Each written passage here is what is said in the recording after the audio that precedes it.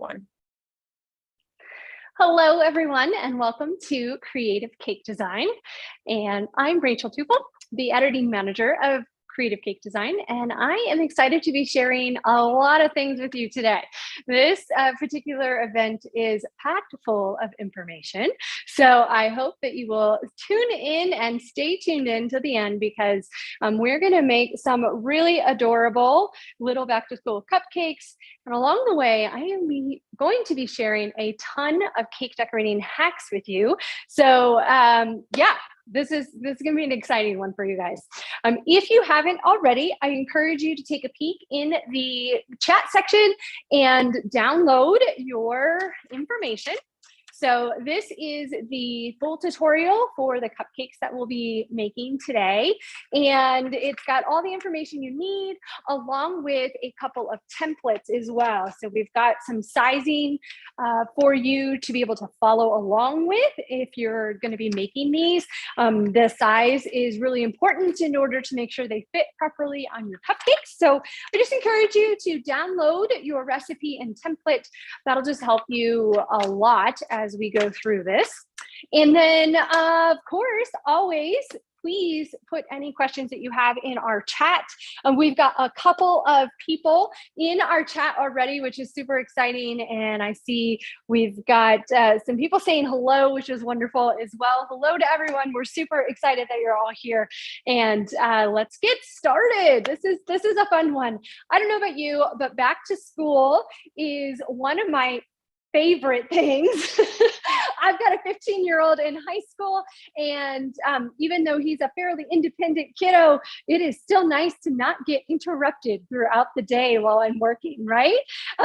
So I'm sure there are lots of other parents in our live that can relate to that. So I hope that you're enjoying a little bit of free time, whatever time you might have in order to create is always a good time. So let's just dive in, okay? So the first thing that I want to talk about is our cupcakes really quickly. What I've done is baked off a handful of cupcakes. Obviously, you can use any cupcake recipe that you would like. They're all fairly similar in the sense of most cake recipes can be used in either a pan, like a 6-inch round, 8-inch round, a sheet pan, or in cupcakes. Just make sure whichever recipe you're using, you're following the instructions accordingly. I just have some paper liners for these little cupcakes.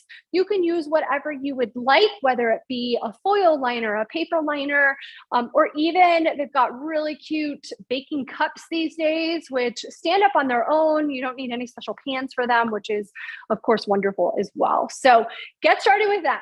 Then in my mixing bowl, I've actually just got some American style buttercream. You can absolutely use a Swiss meringue or a French meringue. There's all sorts of buttercreams out there that you can use, and you can do this particular project with any of those. So please know that the first set of cupcakes I actually did with a Swiss meringue buttercream. Today I'm working with an American style buttercream, just so I can show you the versatility. For this particular style of cupcake, you really can use whatever you'd like. And if you are even more savvy and you'd like to put a little placard on top of your cupcake and you want to use a cutout of either modeling chocolate or fondant, you can absolutely do that too. So this particular recipe is super versatile in a sense that you can do it on whatever medium that you would like to do it on. You can even use this on a royal icing covered cookie, or I personally, don't tell anybody, but especially our cookie decorator, Maddie, I really dislike eating royal icing. So when I ice my cookies, I actually put a layer of modeling chocolate down, and I use that as my base rather than using royal icing as a base. So lots of different choices for you. Pick whatever way you would like to be able to present your cupcakes or your cookies. Just know that you can do it however. So along the way, I'm sharing lots of my little tips and tricks with you on actually decorating or preparing your equipment for decorating. So if you know some of these tips and tricks already, fantastic. You're a little ahead of the game, but for some of us, we're new. And so I just want to make sure everybody knows all these time-saving tricks or tricks to stay clean, all that good stuff. So let's talk first about our bag that we're using with our buttercream. This could be a disposable bag like I have. It could be a reusable bag. It could be cloth. It could be plastic. It can be whatever you want it to be. But the one thing that I always struggle with is keeping my bags clean. So being able to fill my bag and then use it, set it down and come back to it. And somehow, some way, I always manage to have buttercream or icing all over my bag. So I've got a little trick for you. The first one is just put your tip in. That's the first thing. Slide it down into your cup. Open up your bag. This is gonna just give us a container, a nice solid container to be able to put our buttercream into, and then not get icing all over the outside of our bag to even start with, which I know sometimes is problematic. So that's the first thing we're gonna do. And it's real easy. You just drop all that buttercream right inside. See, I am just a mess already. It never fails. But luckily, this is the inside of the bag that just got ruined, not the outside where I'm gonna be grabbing onto it. So just make sure it's folded over nicely and you won't have any trouble. What's great about this too is it gives you two hands to be able to hold onto your bowl, hold onto your glass, get that buttercream in there. You don't have to try to manage, holding your bag and trying to scoop up your icing, put your icing in there. So that is my number one little hack for you, just to make sure when you are filling your bags, you have your hands free so you can do that. So I have a giant bag here. Normally when I'm icing a lot of cupcakes, I use a bigger bag. It just allows me to fill the bag once really full and then be able to ice as many cupcakes as possible in an effort to not refill multiple times. So that is one way just to kind of help keep everything nice and clean, is just to use a bigger bag in general. Now, of course, if you're just doing a couple of cupcakes or you are working on a smaller project with just a little bit of icing, use the smaller bag. That makes sense. But just know that if you're going to do earbud down, hopefully you guys can still hear me. Let me just double check that and make sure, or put in the chat. Could you guys chat and let me know if you can still hear me? Hopefully you can. All right, got my ear pod back in. Okay, so with a larger bag, one way, again, to keep the outside clean, first get all your buttercream in there. You're gonna fold this just down once or twice, okay? And then twist it. And now you're gonna use a rubber band or your, this is a little bag tie is what it's called. But now the inside of, or the bag edge is on the inside. And so there's no buttercream that's gonna come out the top of my bag and go everywhere and get my bag all messy. So that is another thing. Okay, great. Grace, thanks so much for letting me know that you guys can hear me. I really appreciate it. Yay. Okay. So yeah, this is like the best way to be able to make sure that your bag stays clean. You are going to keep all of that buttercream on the inside of your bag rather than the outside of your bag. It just keeps you from having to, wipe your hands constantly. So that's how you keep your bag clean. And one other trick is just put it right back inside of your glass.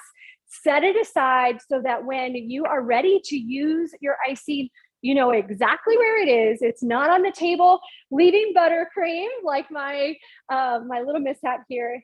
You're not leaving buttercream anywhere on your surface to be able to pick up on your hands and put on other items. So this is just like a savior for me in the kitchen. It really helps me keep my surface clean, keeps my hands clean, and it just works great. So what we're gonna do is I'm gonna show you how to ice a cupcake to get a nice flat surface.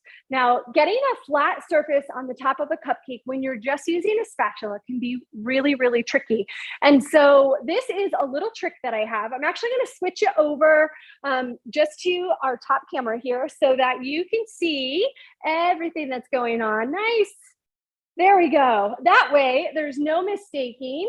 And that way you guys can see everything. So we've got our icing, we have our cupcakes, and we have a piece of parchment paper. Parchment paper is our little trick in order to make these flat. So first of all, you can see just by me shifting this cupcake, this is a domed surface. And oftentimes that happens when we're baking our cupcakes. But sometimes our batter rises in the center and, it bakes up a little bit firmer on the outside edge, which stops the rising process. And then this continues to build up. So in order to make a flat cupcake, you have two choices here. You can either cut off your top, which I don't recommend because you're just wasting cake in that particular situation. I actually use this trick with buttercream. So you're just going to use, this is a 1A from Wilton. You can just use any large round tip. So there's a few different options out there. Just a 2A or an Ateco 808 works as well, but just a large round tip. You can see it's, slightly larger than my fingertip, just to kind of give you an idea of what that looks like. What you're going to do is go vertical right on top of your cupcake. Start on the center, work your way around. I'll show you here. There you go. So it's nice and round, but the top surface isn't super flat. And so what you're going to do is flip this over right onto your parchment paper. Just give a little jiggle. It's going to work all of that buttercream flat onto the parchment. And, obviously you're going to do as many cupcakes as you can on your parchment sheet. I usually recommend putting your parchment on a cookie sheet. That will allow you to be able to transfer it a little bit easier. And that just helps. Once you have it in this state, it helps move things around. So what you're going to do at this point is once you have all your cupcakes iced and flipped over onto your parchment, you're actually then going to put this in the freezer for 5 to 10 minutes. It's going to depend a little bit on the style of buttercream that you're using, as well as the amount of cupcakes that you're putting in there, because you want to make sure they all have equal opportunity to then go ahead and chill. So put that in the, I'm just grabbing mine out of the fridge. So put that in the freezer. Again, I have it on a cookie sheet with my parchment paper, and they were upside down. All you need to do is peel them up. And now they're nice and perfect. They're flat on the tops, which helps even out the uneven cupcake that's up there, which is great, of course.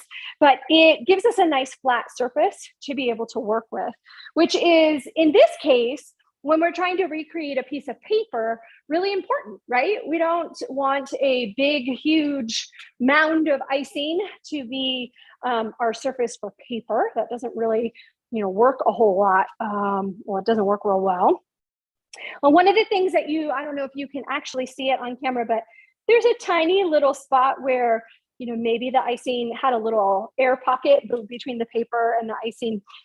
If you happen to have any of that, just put a little bit more buttercream on it, use a flat edge while it's cold, and just flatten it a little bit. So that's one little trick if you have any areas that might need a little filling of cracks or crevices. Feel free to go ahead and use a little bit more buttercream and just scrape it off. But the best way to do that is when they are really, really cold. That way you don't disrupt any of the other icing that you're utilizing. So, okay, now comes in our little template. So we have a circular cupcake. This is based off of a 2-inch round cupcake. So you can see it kind of fits perfectly right on top of there.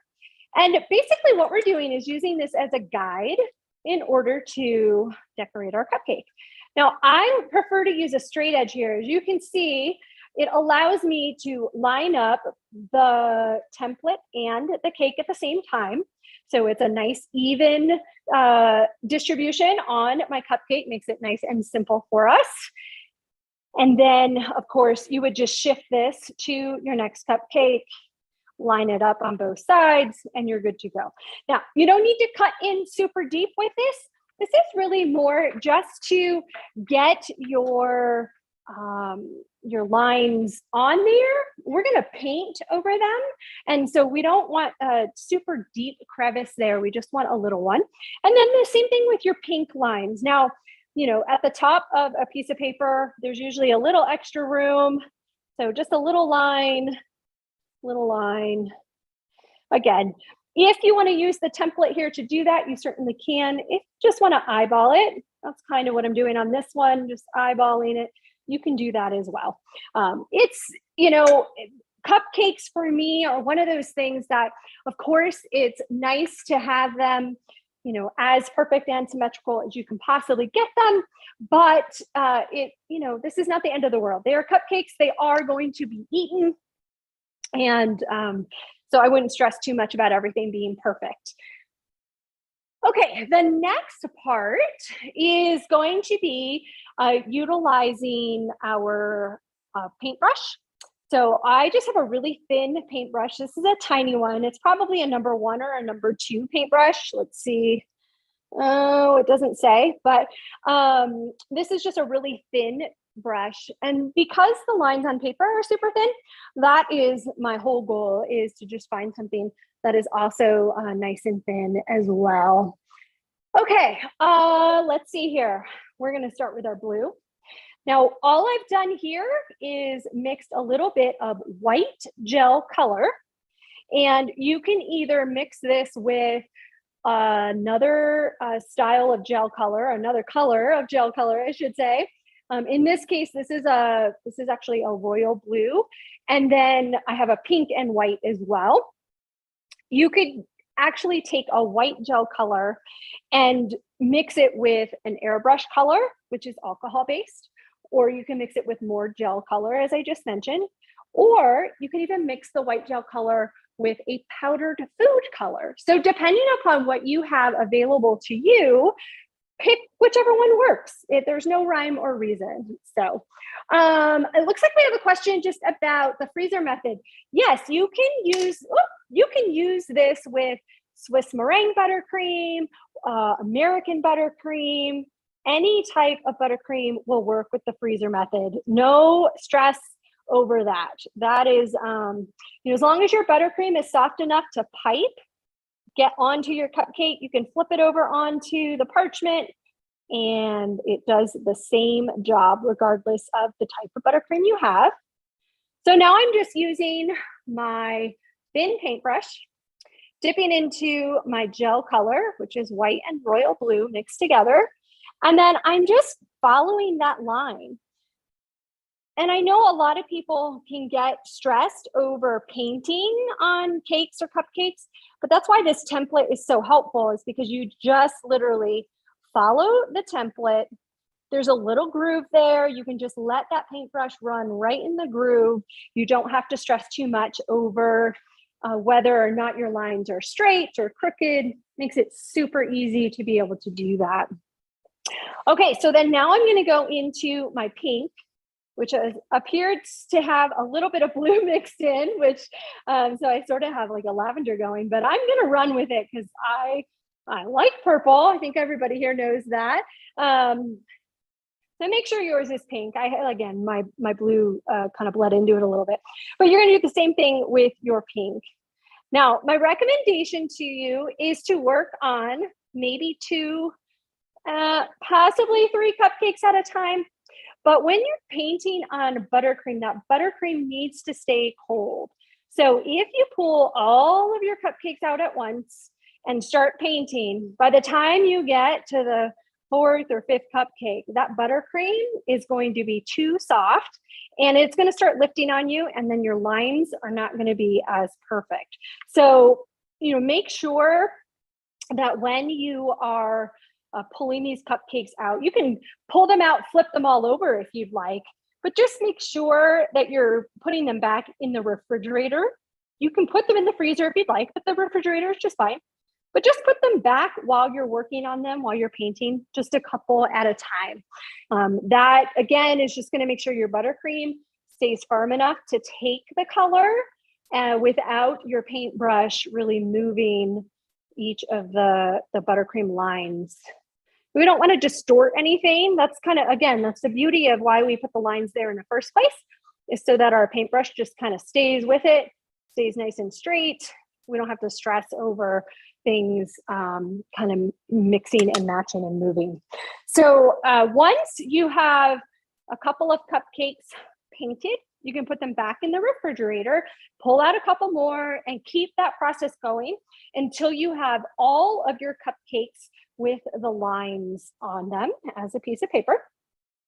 And then clear off your area, and you're gonna bring in some different colors of modeling chocolate. Now, modeling chocolate is my preference for utilizing or making three-dimensional objects, I guess is probably how I should say this. Three-dimensional objects, just for me, modeling chocolate works the best. It holds its shape, you know, it molds nicely just like Play-Doh, but it actually holds its shape. So you can make it into whatever you want to make it into, and it's going to stay there. Unlike using fondant, where fondant gets super soft, it doesn't actually hold its shape, it conforms. So whatever you put your fondant over, it's going to then, you know, take on whatever shape is below it because it's softer. Now you can absolutely use a gum paste for this as well, but remember you're putting these decorations on cupcakes.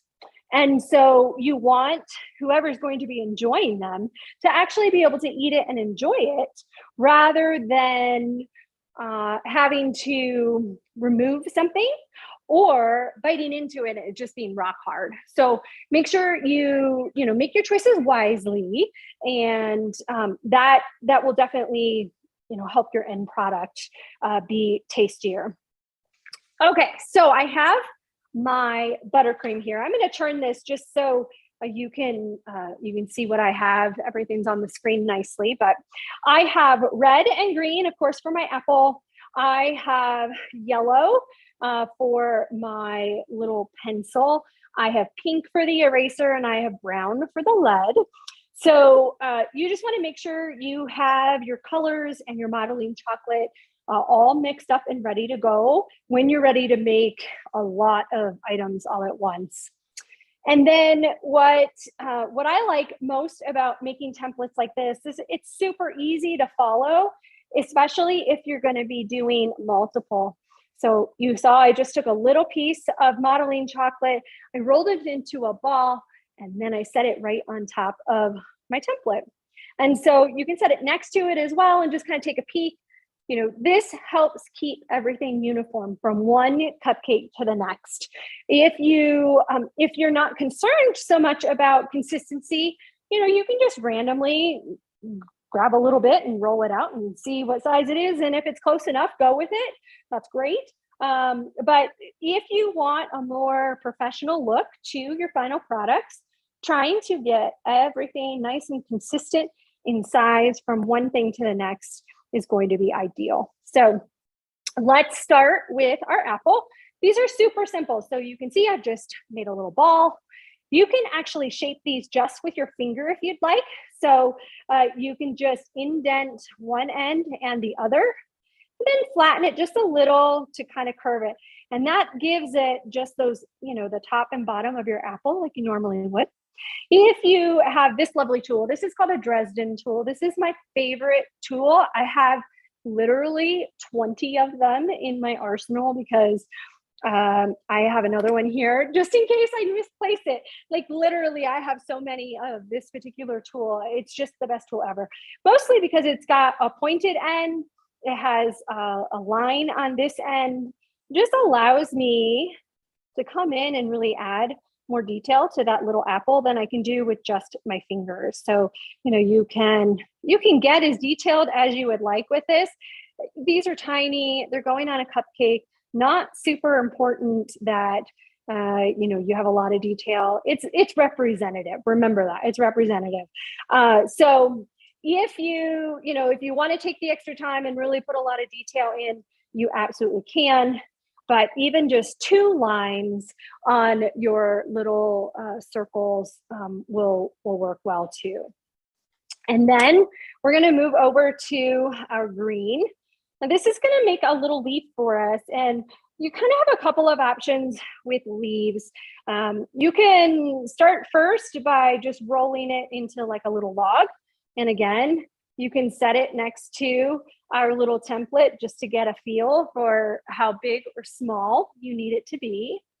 And then if you'd like, you can, again, just use your fingers. I think that's what I like a lot about this project as well, is you don't have to have any special tools. You can absolutely just use your fingers. It's really warm in my kitchen today, so it's getting a little sticky, but a little powdered sugar would do the trick here too. And of course, using your tools will open up a little flexibility there. You don't have to worry about your hands melting anything. But all you have to do is just press that little leaf on the top of your apple, and then ever so gently place it right there on your cupcake. So just a little apple, just super cute touch. Nothing too crazy or fancy, super quick and easy to make, but adorable. All right. So if, again, you want a little more detail, you can just use the back of the Dresden tool just to do a little line for that leaf.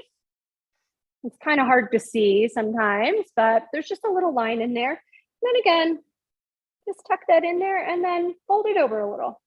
So to just get that to grab a little bit more, just like that. Quick and easy. So, you know, especially for a cupcake, I think it's important to find a method that you can do.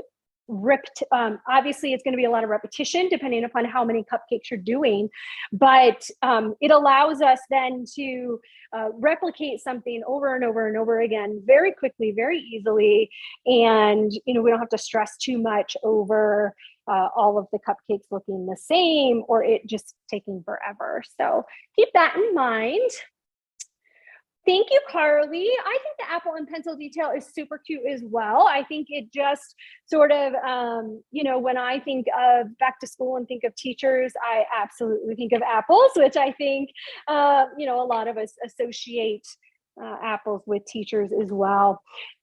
The next part is just for our pencil. And so I'll do it again, just in case I was talking. I don't remember what I did or not for you guys on camera. So I just roll it into a ball first, and then I get it started going into a log. And then you can use a smoother. This is just a regular fondant smoother. This one is an edger, but it's the same if you just use one surface or the other. And then all you're going to do is put it at a slight angle, and you know, it will roll out your log. Now, in order to get this perfectly even, I have 2 straws. These are just some standard straws, nothing fancy. But if you gently roll back and forth over all 3 of those items, so our pencils, sorry, not our pencils, our modeling chocolate and our straws, pushing gently, and now I can feel that I'm just rolling on my straws. Now I have a really nice linear piece. You know, if I were just to try to roll out fondant or modeling chocolate or gum paste by myself with my hands, you know, we have indentations on our fingers. So that's why using a smoother is really nice, because it allows you to get a perfectly flat surface, and being able to roll over top of something that is the same size that you would like it to be just prevents you from indenting and pushing too hard. So that's another trick. I see, Zaida, you have a comment about making it look so easy. I promise these are easy things to make. And all of these little tricks that I'm sharing with you are how I make it so easily. Honestly, you know, if I were here, I'm going to break off a little bit of this so I can show you. I mean, just using one finger, there's no way I can get that to look nearly as straight and linear as I can when I'm utilizing a trick like the straws and the fondant smoother. So, you know, use these things to your advantage. Now, I'm making just a couple of cupcakes today, but if I were making a batch of 24, for instance, I would have a much larger piece of modeling chocolate here, and I would roll a big, long length of that modeling chocolate so that then I could cut it into multiple.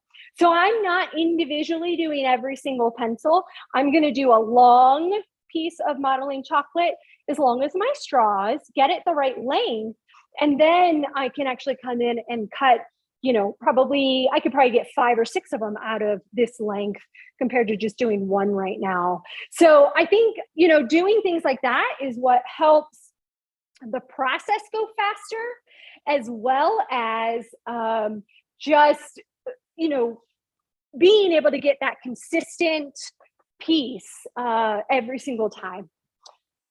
Okay, so I'm going to move this gently over here. I want you to see my template. So obviously this one is a little longer, so I'm just going to use a knife, jiggle it back and forth a little bit, then push down.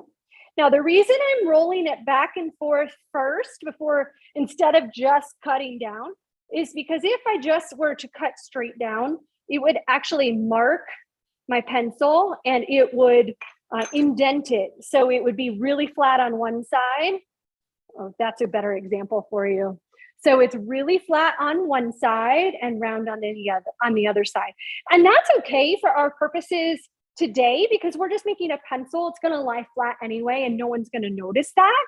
But if you were making something that was going to go upright, you would want to try to just, when I cut through things, I literally just try to roll it so that I'm getting, you know, a nice solid cut all the way around rather than having a flat piece. So that's one more little trick for you. All right, I'm going to switch over to our pink, and this is just going to be the eraser. And I don't know about you, but unless it's a brand new pencil, my eraser is not perfect. So I am literally just balling that up. Now, if you want, you can absolutely use your straw trick again, roll out a big length of it, and then, you know, cut a different length for each of your erasers. I guess it just depends on if you want a fresh eraser or a used one. I don't know. Your choice, right? And then just ever so gently, you're just going to tap that together. You can always roll it if you feel like it's off center a little, but get that little eraser on there. And then for our pencil, I'm going to use this trick again, just so I can make sure I get the right width at the end. And then I'll show you how I adapt this to make it look more like a sharpened pencil. So again, just using my smoother and my straws. Questions so far? I see lots of awesome comments.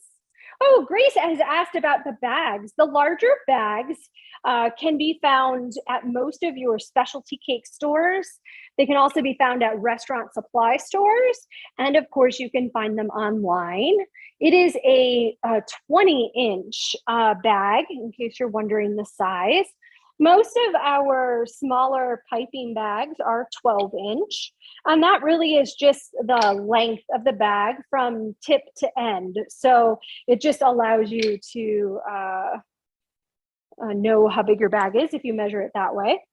And then again, I would just roll my knife over top of this so that I can cut it and get a fairly circular cut.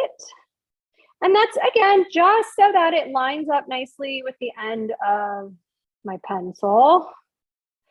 And then once you have a few cut, you're just going to set this down with one finger is going to be on one end, and that's going to hold it in place basically so that this stays nice and flat. And this one is just going to taper. Okay. So the other option, you can put it in your hand. It works a little bit easier in your hand. You're just going to taper one end. So now it just, you know, looks a little bit more like a pointed pencil. And I like to just double check length. That looks a little long for a pencil this size. So, you know, it's a small little ball. It doesn't take much. I know, never cut on your skin, but you got to do what you got to do sometimes, right?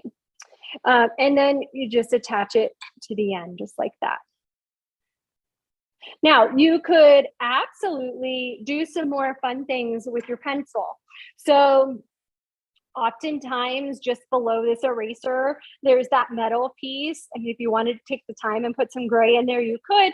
I'm just going to put a little line in there with my tool. If you were making this for a class, you could come in and absolutely write somebody's name on here. That would be a really beautiful presentation. Or maybe if you're just doing it for a teacher, for instance, you could put the teacher's name there, and then you just place it on your cupcake. Nice and easy. So you could have tip up or rotate this tip down. You could have them all exactly the same, or you could have them all a little different, whatever your preference is.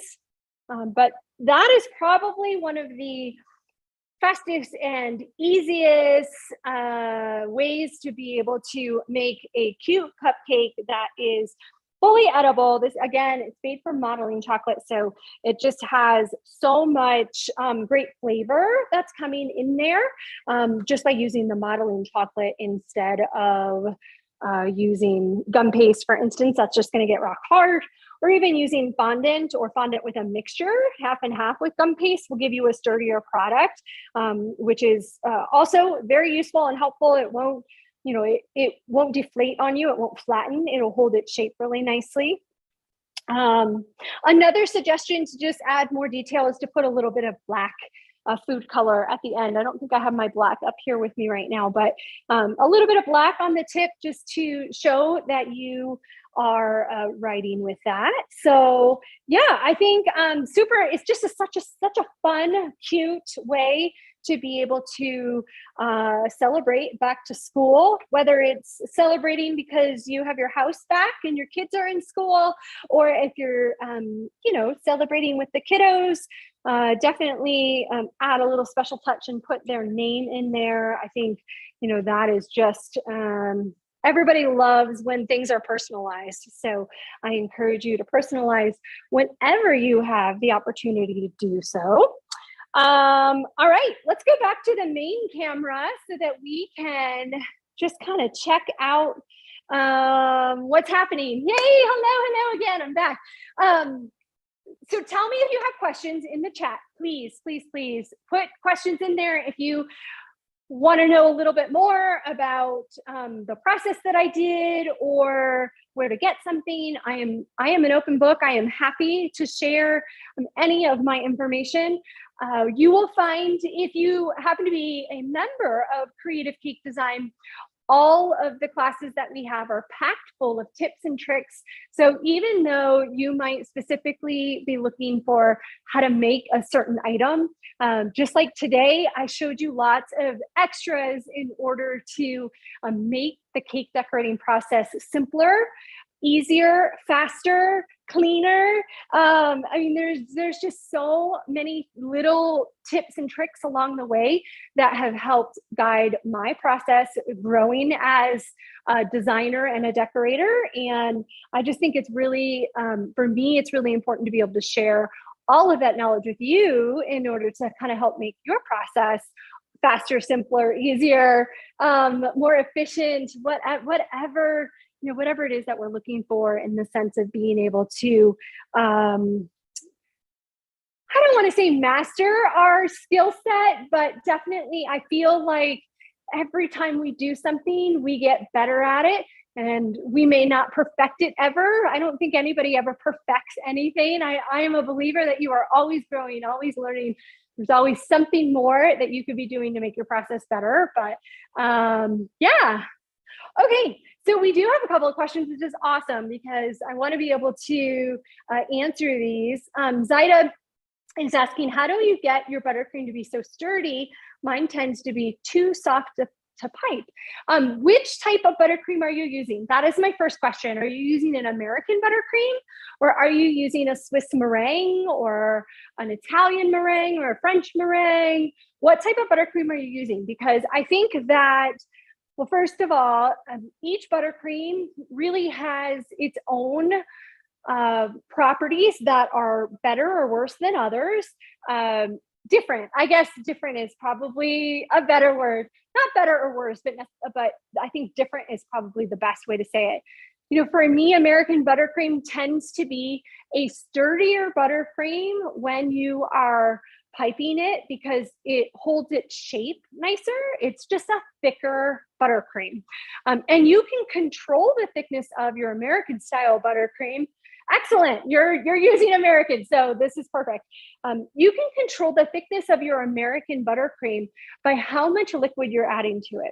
So a very traditional American buttercream, which is actually what I piped with today, it is powdered sugar, butter, maybe shortening, depending upon your recipe, and then flavoring like a vanilla extract or a lemon or a coconut or almond, and then another liquid, whether it be water or milk.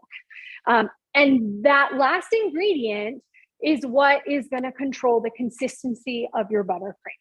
So for instance, in a standard buttercream recipe, I don't think, it's not in this tutorial, but I know that we have lots on our website. So I encourage you to go peek, find the buttercream tutorials. We do an American buttercream. We do a Swiss buttercream. We have a recipe for a super easy Swiss meringue buttercream that kind of uses techniques from both American and Swiss. It's really good.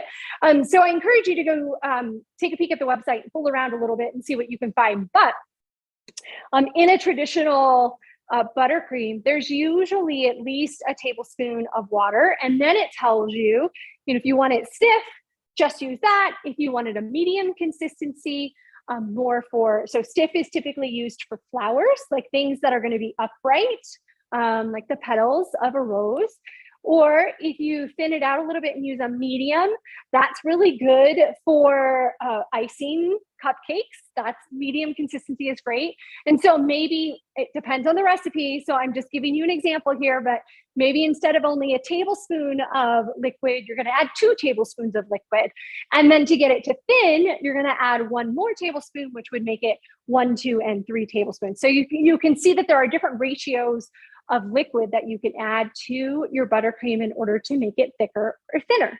Now, the thinnest of the buttercreams is going to be best for piping. So piping borders or piping names, doing writing, those types of things. So I would check your recipes, Ida. I hope I'm saying that right. But I would check your recipe and see if it gives you a different amount of liquid to get to different consistencies. And if it doesn't, then you can experiment on your own a little bit. If you know that when you make your buttercream, as the recipe says, that it's too soft, back off by maybe take away a teaspoon or a tablespoon, depending upon if it's, if you're adding a cup of water, then you're going to have to take, a few tablespoons of water away to change the consistency. But if you're just putting in 3 tablespoons of water, well, take away a teaspoon or 2, see what happens, see how it changes the ingredients in your particular recipe and change the ratio up to provide yourself with a slightly thicker icing. But this is a medium consistency. Let's switch back to the other camera real quick so I can show you. This is a medium consistency, and it actually, it pipes, but then it starts to droop and sag. So you can see how it's sagging. Stiff, when I pipe stiff, it should be able to go straight up and it would stay straight up. But you can see, my buttercream is starting to fall over gradually. So this is a medium consistency. It is, soft enough that you can manipulate it and move it around, but it's not so soft that it just deflates and spreads out on the top of your cupcake. So that's something that you can, definitely adjust with. Okay, we can go back to the other camera. But that's something you can definitely adjust with your liquid levels. Now, Swiss meringue, Italian meringue, French meringue, those are harder to adjust.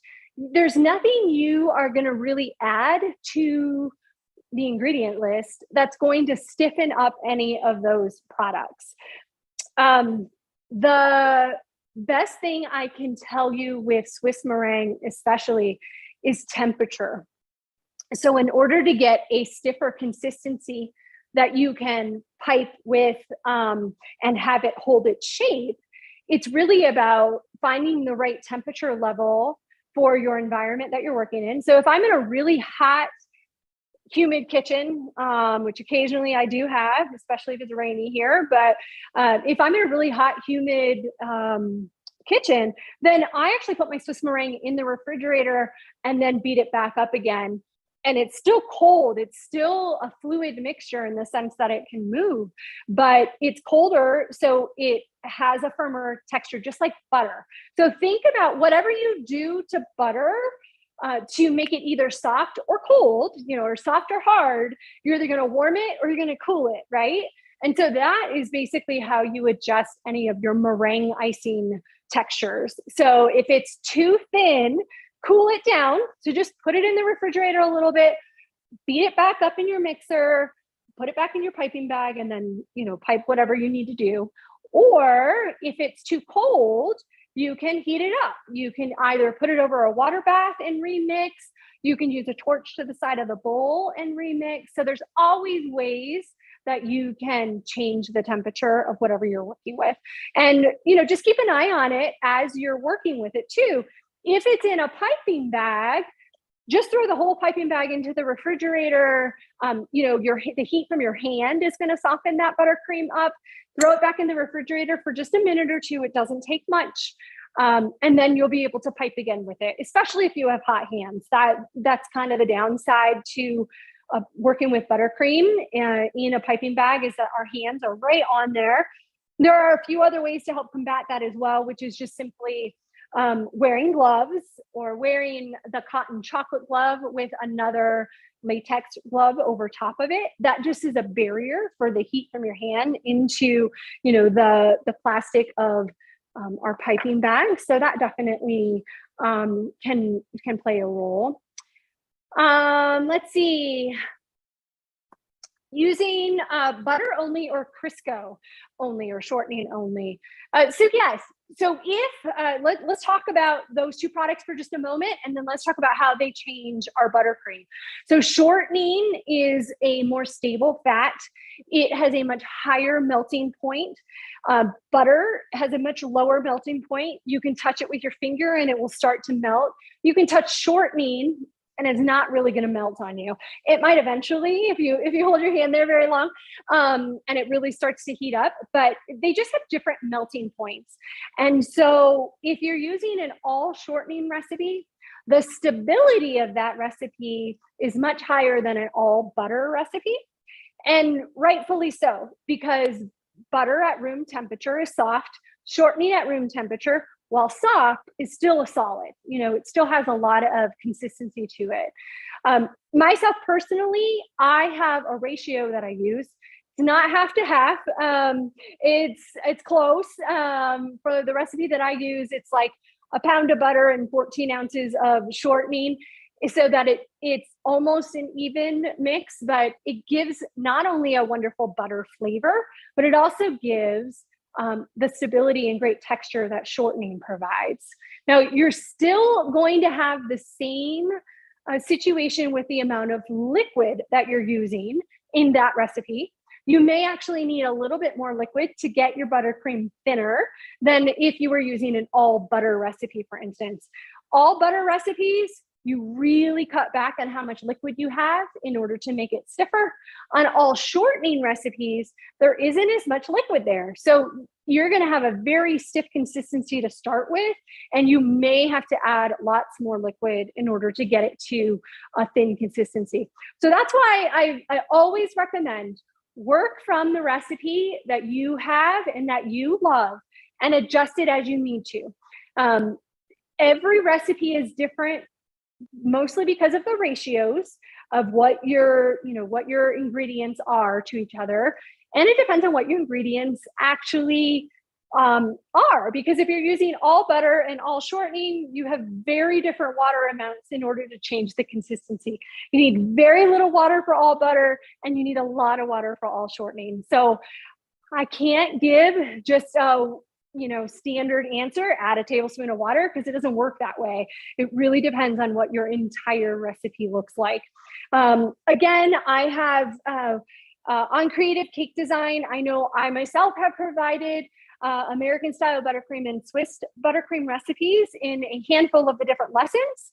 And I know that one of our other instructors, Anita, has provided a mixed buttercream. So it uses egg whites like a Swiss meringue, but it actually tastes and looks a little bit more like an American style buttercream, in that it's just far more stable. It's not quite as light and airy and whipped. So something to keep in mind when you're exploring with different types of buttercream is to know what your ingredients are like, what consistency you want it to be, and how to adjust those particular recipes appropriately. Tell us more about being a member of Creative Cake Design. Oh, Grace, thanks for joining us for your first time. I appreciate that. I know that our gracious host can post a link for you in order to become a member. Basically, it is a subscription website where we offer free not only free live events like this, where I'm instructing with you so you guys can ask questions, but we have a number of classes online, everything from short clips that are about 5 minutes long that tend to be what we call free content. You can go in and watch as much free content as you want without paying a penny. We also have premium level classes, as well as sort of mid-sized clips. I would say they're about 15 to 20 minutes, sometimes a little small, a little shorter or a little longer. Those require a membership fee. And then we also have a gold level, which is all of the things that I just talked about. Plus you get individualized workshops like this that we do online as well. So I would encourage you to pop over. Looks like Katie threw that link in there for you. So click on that link. It'll take you over to our site. It kind of tells you everything that's in there so that you can become a member. It's very inexpensive. I'm still mind blown when I see the prices. I feel like we're just giving it away. So hopefully that is an incentive for you to sign up and be a part of our community. We have just this amazing catalog of free and premium videos, as well as classes. Depending upon the membership you purchase, you can choose a handful of classes that come along with your membership as well. And there's always new ones popping up. We basically release a new video every 2 weeks at this point. So we definitely have new content popping up all the time. And we do a free live and a gold live every month. So you can join us for either or both of those. We also have quarterly downloadables that we send out to our gold members. There's lots of different information that I sort of tackle in all of those different downloads that we send out as well. So yeah, it's a great community. We have communities on Facebook and Instagram and TikTok. Join me on TikTok if you want to see some time lapse and just some cool tips and tricks and things like that. But yeah, we're kind of all over the place right now, and hoping that more and more people will come and join us and learn our craft. I think it's really important, especially myself in particular, that we pass on our skills and share those with everybody else, so that our craft can continue on in the future. And I hope that a lot of people will take what they learn from myself and the other instructors on our site, and then explore themselves and be able to learn and grow and put those skills to use, and then hopefully come up with something new and different. I think that's what's great about our world these days, is we're always pushing our limits, always doing something more, and always trying to better ourselves to do something a little more interesting or unique or different, or just do something in a slightly different way. So hopefully that helps a little bit. We have another question from Carol that asks about getting modeling chocolate. And there are a handful of companies that provide modeling chocolate. One of my favorite companies is Choco Pan, which is now produced by a company called Satin Ice. And you can actually get their modeling chocolate in both Michael's and Hobby Lobby. So some of our local stores are now starting to carry specialty products like modeling chocolate. They've sort of always carried fondant, but they're really sort of expanding into the market a little bit more, and things that we use as professional decorators are being made available to hobbyists as well. So yeah, you can check out a local store, which is nice and easy just to pick up what you need and play with it. If you're not don't have access to some of those big brand stores like that, you can always get things online. There are a couple of other products that are out there that are similar to modeling chocolate, or are modeling chocolate themselves, but just different brands. There's a company called Hot Hands Modeling Chocolate that I really love. They have a really great product as well. That one is very similar to what I was using today. So this is the Satin Ice brand. It's Choco Pan Modeling Chocolate, but it's under the brand of Satin Ice. That's the product that I am using today, and what I stock and use in my own company. But I have absolutely used Hot Hands. I've used Fondorific's version. There are lots out there. And I actually have a class on creative cake design that you can learn how to make your own modeling chocolate. It's actually not that difficult. It's very easy. It's just two products. It's chocolate and corn syrup. So if you have those two products at home, you can absolutely make modeling chocolate on your own. I used to do that for many years. I've been decorating now for 22 years. So I've been around the block for a little while, and I used to have to make my own modeling chocolate because that wasn't a thing. People, other companies didn't produce it in mass quantities. So I feel very fortunate at this point that I don't have to make my own, but if I need to, I can. And I think one great thing about making your own product like that is you can actually control the consistency of your product better. So I like a firmer texture to my modeling chocolate. It just holds up better. Sometimes modeling chocolate can get really, really goopy. Depends on how hot it is in your environment, how hot your hands are. It depends on the humidity. So I like being able to control my consistency of modeling chocolate, which is why more often than not, I'm making it on my own. But when it comes to colors, it's way easier to buy colored products than it is to make it yourself. It's not that it can't be done. It's just easier, faster, easier, more convenient. Yeah. So that's modeling chocolate. I'd encourage you to check out the Mastering in Minutes is what it's called. And it's Mastering in Minutes Modeling Chocolate. It takes you step by step through how to make your modeling chocolate on your own.